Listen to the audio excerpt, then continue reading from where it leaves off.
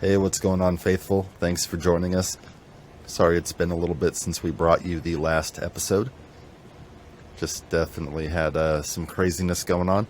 But we are back, and so is football. The first week of Niners preseason football is officially upon us.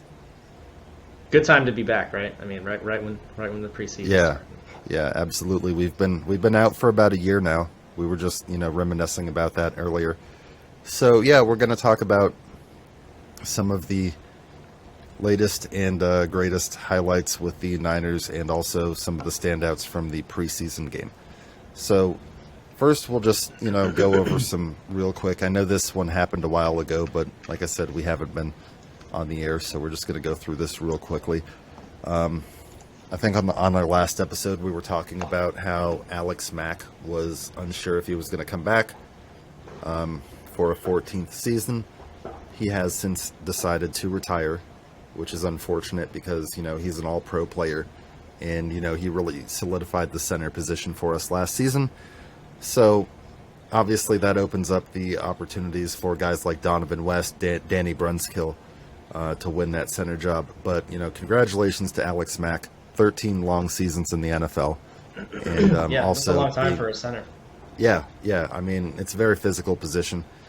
And on the way out, being the consummate professional, he agreed to rework his deal, which is kind of similar if you think about it, because I don't know if you remember, but remember Weston Richburg, our center from the year before, had to retire due to injury, and he did the same thing.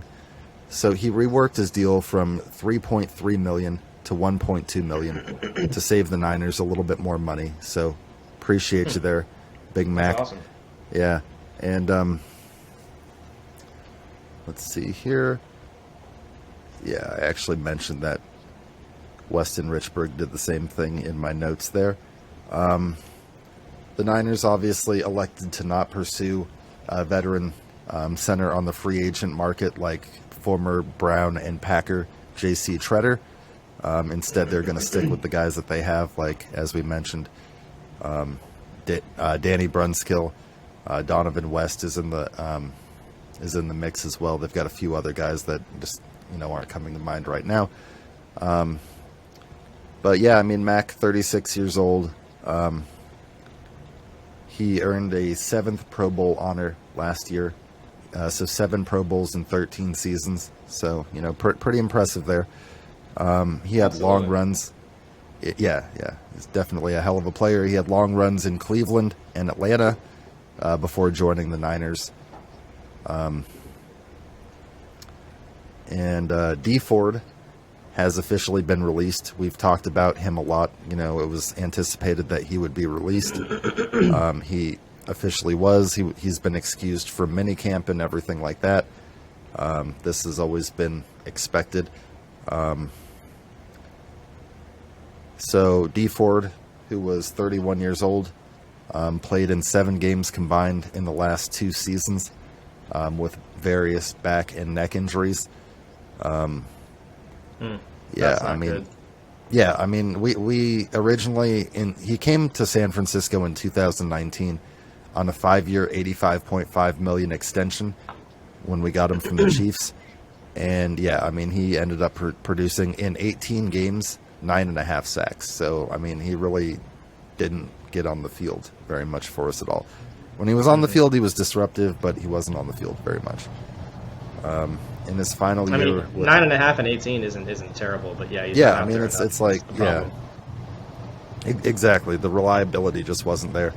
And the final year in Kansas City, he had put up a career-high 13 sacks. So, obviously, he looked like he was a dominant player coming over. He just couldn't stay healthy. So he is now moving on to the next. I don't know if that means that he's going to be retiring from the game, but he's definitely not on the team any longer. Also, another player that was excused from minicamp and has now shown up for the training camp, although he has not been a participant, is quarterback Jimmy Garoppolo.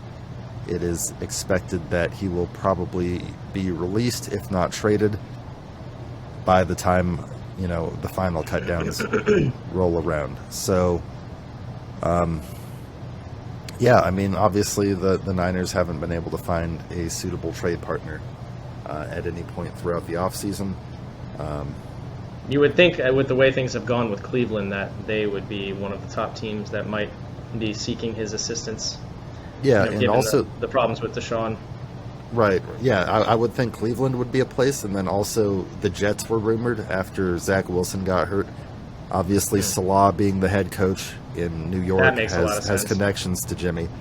So Right. if it was going to be something more than 2 to 4 weeks, and probably if they didn't have Flacco, I think they might have called Jimmy, because they could have probably gotten a pretty good deal. That's on right. They him. do have Flacco though, so they probably Yeah. won't.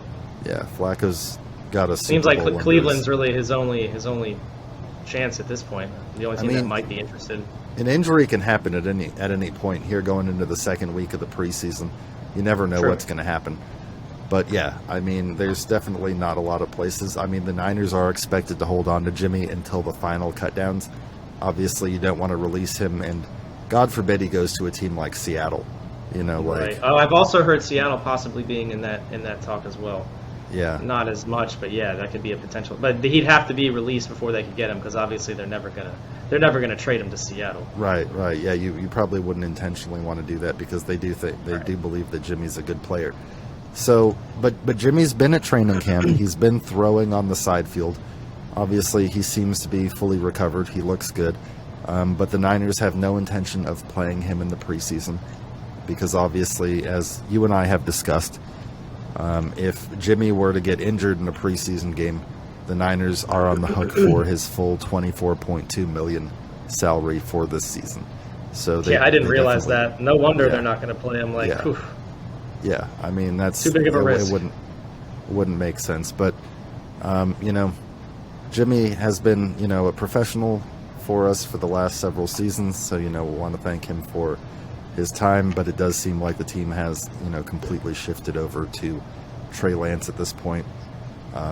With him getting the start in the preseason game, it's been said by Kyle many times that this is Trey's team now. So.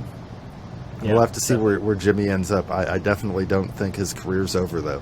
I mean, he's going to end up somewhere. I wouldn't think so. I mean, He's in at least top half of the league in quarterbacks. yeah. I I don't mean, see how as he wouldn't find a limited job as he somewhere. is, like Jimmy Garoppolo is a good football player. Like he wouldn't be in the NFL if he didn't have talent. I mean, he's definitely got limitations, but if you put him in a good offense and surround him with weapons and a good offensive line, he can do some really good things for you, and especially if you give him time to learn your offense, like he gradually got more comfortable with our offense. Right. Oh, and the other thing, just one other team worth mentioning, he's also been linked, even though they've got Tua, to the Dolphins several times because of Mike McDaniel. So, I mean, if they're not 100% sold on Tua, maybe they kick the tires on Jimmy G. Maybe. I mean, you think they'd rather go with younger than older, but I guess they'd have to really be thinking Tua's not going to work for them. I would think. And I don't know how I didn't mention this one first. I should have just let off the episode with this. But Deebo Samuel, we talked about in the Commanders segment that they got their star receiver locked down, Terry McLaurin. Well, we got ours. We did get Deebo on a 3-year, $73.5 million deal over 5 years. That has $58 million in guarantees. It was announced by Schefter. Schefter's always breaking that news. John Lynch was quoted as saying, "They're overjoyed to have come together with Deebo to keep him with the 49ers for years to come. Deebo has a rare ability to not only play a unique level, but to inspire his teammates with the way he plays. He's a special player that embodies will meeting skill. We're proud to move forward with him as an integral leader and foundational piece of our team." So Yeah, absolutely. If they hadn't re-signed Deebo, man, that would have just been awful. Absolutely awful. Yeah, no, I Just mean, like if the Commanders didn't get Terry, dude, it's just as bad. Like it's Yeah, like I it was mean, like we were just having hurts to your soul. obviously- You're like, no. Yeah. I mean, obviously, we had to think about the possibility of potentially losing him, but obviously, I know. because You as always the season do, but- progressed.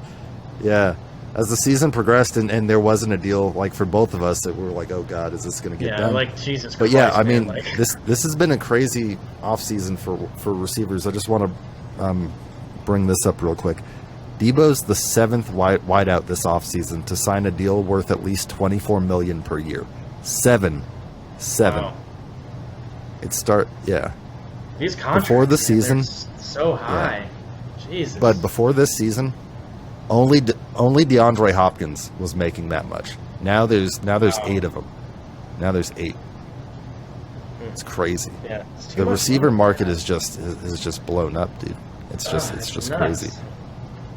It's gonna be so hard to keep a full roster together of with all these players getting all this money nowadays. It's just those are days of the past. You're never gonna have like an elite team. It's always gonna be more money is gonna be going into certain positions in order to keep. Yeah, you're gonna have really to take away. It's the old rob Peter to save Paul situation where you're gonna have to take away money from the defensive side of the ball to invest in your $24 million a year receiver. So it's the new NFL though. I mean, and obviously of the 4, Debo got his money and stayed. Terry got his money and stayed. AJ Brown was the one that left. He got traded to the Eagles from the Titans. And then DK is the only one that hasn't been, or did he get his money? No, I don't think he's gotten his money yet. I don't actually know. That's crazy. Yeah. If he hasn't, I thought he honestly did. Maybe he did. Contract. We'll have to look it up. Let's see. 73-year, $72 million extension on Friday. Well, okay, he did. This is from July 30th, but includes a $30 million signing bonus, the largest for a wide receiver, and a total of $58 million guaranteed. So he got 72. What did you say Debo got? 73.5, and then I think Terry got like 70. Terry got 71 or 70. Yeah. Dude, so they all do that shit where they try to get they're just like a little bit more. Yeah. They're like, hey, Scary Terry just got 71, man, so I'm gonna need 73. Trent Williams totally did that over Teron Armstead, the other highest paid left tackle. Like he made sure he got $5 million or like $500,000 more than him. They all do that. Yeah. Do that shit sometimes. They're like I gotta step you up, man. I get a little more. Yeah. It says Terry's is a $68.2 million contract actually. Okay. But this article then says up to $71 million, so I don't know what that means. Yeah, well, there's some incentives in there. So I guess maybe that's. So they are basically all the same, right in the same within 3-4 million of each other. So that's the going rate for a team's top receiver at this point. Yeah. And you only expect one receiver on a team to be getting that. I don't think a team's gonna be able to invest I mean, obviously $25 million a year in 2 receivers like that. It's insane. Yeah. Brandon Ayuk's not getting that kind of money. Exactly. Jahan Dotson and Curtis Samuel. Well, Curtis is getting pretty good money, but he's not getting that kind of money. Not that good of money, and he doesn't deserve it given his injury history. If he comes out and balls out, then maybe Curtis can ask for some more money. But until that time, Curtis, come back to the negotiating table next year and talk to us. Yeah, it's like you actually play this whole season and actually give us what we were hoping from you. Then at that point, but then you got Terry getting paid, so it's like it's really tough with these contracts, and then when another player, if they start to look really good or almost as good as Terry, and he wants the same kind of money, they're not going to get it. I would think most teams can't afford that. So then that's when you have to let a guy walk. That's when you let a guy walk, and that's why the Cardinals, who really liked Christian Kirk, let Christian Kirk, who's never been more than a third string receiver, go to Jacksonville, where he's making wide receiver 1 money now in free agency. Yeah. So sometimes you just can't pay. You just can't pay. Yeah, everybody. I mean, if another team is willing to pay someone that kind of money, and then at that point your hands are tied. You're like, well, I'm sorry, bro, but I can't do that. We did all we can for you. So I mean, now that just the last thing on the Debo situation that I'll mention is because a lot was made of him potentially not wanting to be used out of the backfield, and he came out and said that was false. He said that there was a lot of situations that he couldn't really comment on much. I guess he was probably instructed by his agent probably to not say much, but he's like, I couldn't really get into the situation. But he's like, it was never about usage. It was just about making sure that he got the money. So apparently Debo didn't have an issue with being used out of the backfield, and I mean, I would expect him to maybe have like a little issue with it. Like, you don't need to use me quite that much. You do have other running backs. Like there was probably some like that's a valid argument when he is such a good receiver. It's like, and I agree. I mean, I think you probably remember me telling you during the season that I was like, we're doing this way too much with him. Yeah, I was like, exactly. I wish that we would throw out to him wide, because like he's a wide receiver. That's his position. It's like right. It's great when I love calling it the Debo special. I love the play, but it's like we ran it 59 times. We ran him last year. Yeah, Jesus. It's too much. We've got two good. Okay, so like running backs that we have, we've got rookie Tyrion Davis Price. We have Jeff Wilson Jr. We have Elijah Mitchell. We have Jermichael Hasty. We've got several good running backs. Then we've got the juice at fullback. Last year, it was the same thing. Last year you did too. That's why it was kind of bad. Like you would think he'd have some issue. Like why? There is a lot of running backs here that are decent. Like why am I doing this much? Like come on. Yeah. But if they want him to, I guess if he has no problem with it, then great. But you got to take care of your body, man. Absolutely. You can't do too much. So even if the player wants to do that, sometimes that's when a coaching staff needs to be like, no, man. You need to take care of yourself. Like, we need you healthy. Yep. So, the Niners played their first preseason game against the Packers, who we have a long-standing rivalry with, and we managed to get the meaningless preseason dub, but it's always good to win 28-21 over the Packers. We're just going to talk about the game a little bit and talk about some of the players that stood out, and then just close it out with some of the final roster cutdowns, because today, the 16th, they're trimming down to 85 players. So, obviously, as we've talked about, the Trey Lance era is in full effect. So, Trey Lance got the start.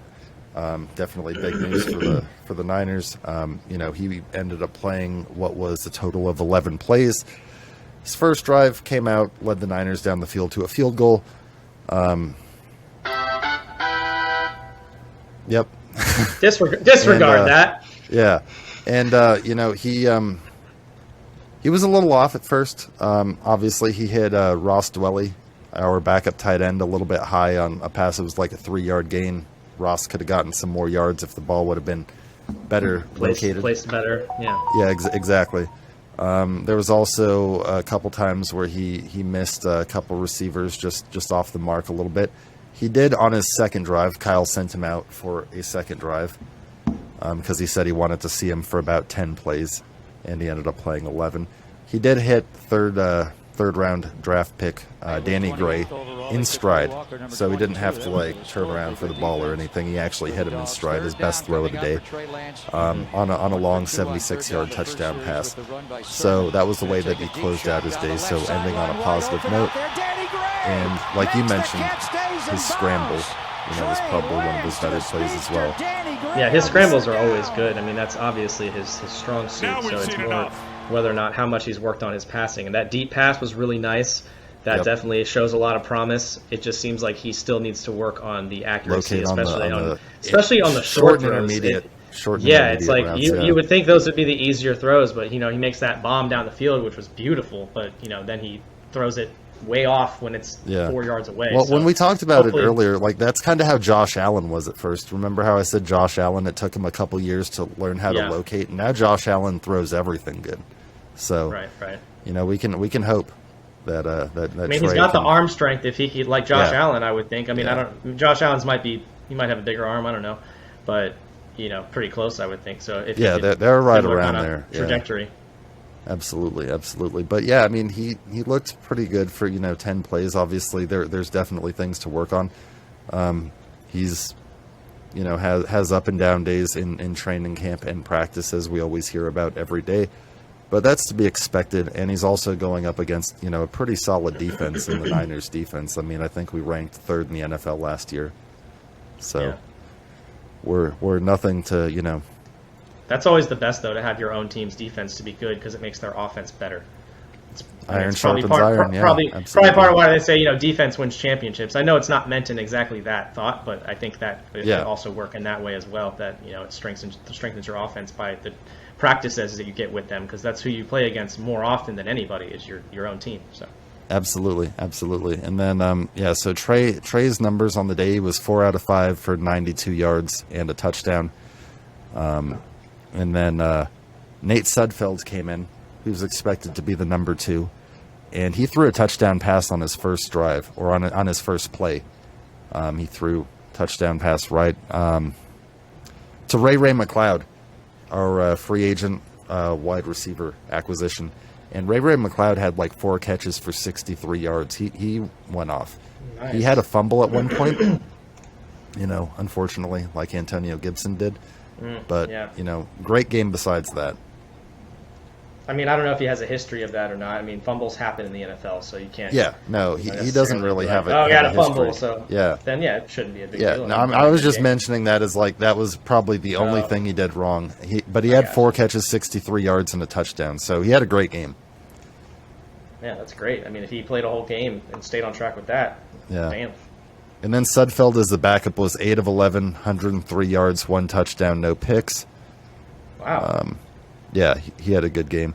Jermichael Hasty, who we like, 5 carries for 36 yards. Always like to see Jermichael Hasty do well. He's stepped up for us the last couple seasons when we've had injuries at running back and done some good things for us. Definitely. And let's see here. Oren Burks, who we signed as, I know we've mentioned him on the show. He was the Packers linebacker we got for special teams. He ended up playing damn near the whole game, and he had like 8 or 9 tackles. So want to mention him. He was zipping and zooming all around the field, making plays. So definitely some good plays. Drake Jackson, our second round, the first pick that we had since we didn't have a first round pick. He played a lot of snaps. Ended up leaving at one point with an injured shoulder, but Kyle says it's nothing serious. They're just going to keep an eye on that, so good news there. But he made a couple tackles in the backfield, so you like to see that. And I'm just trying to think of if anybody else really stood out to me worth mentioning. Of course. Sammy Womack, our 5th round cornerback, had 2 interceptions. Jordan Love, who played the entire first half for the Packers, threw 3 picks. 2 to Sammy Womack and 1 to one of our backup linebackers. And yes, Samuel Womack had 2 of them. So the Packers would just be absolutely nothing without Aaron Rodgers. I mean, Aaron. That's why he. God. It's hard to argue that he doesn't deserve that money, because it's like he basically. Yeah, no, he does. Is your team. He does. Yeah. Like, anytime you're debating paying Aaron should just sit on the bench and make them put Jordan Love in. Right, exactly. Like, well, let's see. We'll see how long this lasts before you give me what I'm asking for. Yeah. Kamoko Ture also stepped up. I know we've mentioned Kamoko on the show. He's a former 2nd round pick of the Colts that has had a bunch of injury problems. He played really well. He's trying to make that deep defensive line, but our line's deep, man. I mean, especially with Kinlaw coming back, and we got Bosa, we got Drake Jackson, we got Eric Armstead. We got a lot of good guys on that defensive line. Yep. Hopefully they can play as well as they did last year. I mean, 3rd best in the NFL. You can't really hope for better than that. I mean, obviously you hope for the first, but 3rd best is like, that's pretty good. I'd be happy with that any day. D'Amico Ryan's a hell of a job for a first-year defensive coordinator. Oh, yeah, hell of absolutely. A job. Yeah. Jesus. Going from Salah to him was nice. And that was scary, too, when you lost Salah. I was yeah. Not him. I love Salah, because, I mean, we got to keep him. You knew it was coming, though. Yeah, I know. You got him the 1 year, and then you knew it was coming, though. You're like, we managed to keep him for 1 more year after the Super Bowl, and I was like, I don't know how that man isn't a head coach. I mean, even now, like, I just feel like he's going to break out. I mean, that man seems to have no good luck with his quarterback going down, but, I feel like something's going to happen for him, even if Joe Flacco has to go win him some games. All right, so last thing worth mentioning. Oh, also, just to give Robbie his props, because I always like to give Robbie his props. Robbie drilled a 50-yard field goal in the game, so always good to see that. Always good, always good. And the Niners cut down to 85 players today. So they released 5 unfortunate souls. Fullback Josh Hokett was released, which, with juice, you knew he wasn't making the team. Yeah. Wide receiver Keyshawn Johnson, not Keyshawn Johnson from the Buccaneers that won a Super Bowl. This is a different Keyshawn Johnson. That's where I knew the name from. I'm like, I've heard that before. Yeah.